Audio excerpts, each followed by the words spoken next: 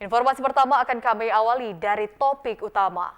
Tim penyidik KPK saat ini masih terus mendalami dugaan keterlibatan 25 anggota DPRD Muara Enim terkait kasus aliran dana FEE 16 paket proyek PUPR setempat.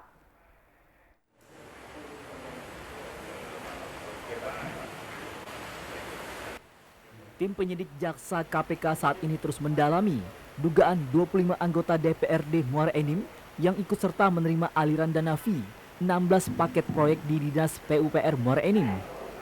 Sehubungan pertanyaan majelis hakim terkait dugaan 25 anggota DPRD Muara Enim yang sering disebutkan saksi pada sidang-sidang sebelumnya, Jaksa Penuntut Umum KPK M. Nur Aziz mengatakan saat ini masih terus menelusuri dan mengumpulkan bukti-bukti guna mengungkapkan kasus tersebut.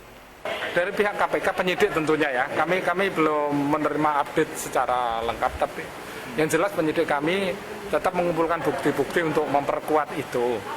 Sedang apakah ada atau tidaknya keterlibatan bupati dalam hal ada atau tidaknya keterlibatan DPR terhadap penerimaan yang selama ini diterima oleh bupati, kita sedang mengumpulkan alat bukti.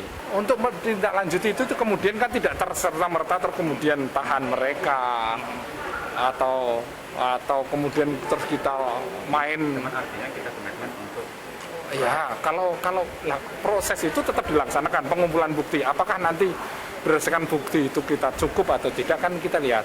Tapi kemudian penyelidik sedang bekerja, iya. Pernyataan M. Nur Aziz tersebut diutarakan kepada awak media usai sidang lanjutan terdakwa Juarsah Bupati Nonaktif Muara Enim terkait kasus dugaan suap fee 15% dari 16 paket proyek Dinas PUPR Kabupaten Muara Enim di Pengadilan Negeri Kelas 1A Palembang. Tim Liputan TVRI Sumatera Selatan melaporkan.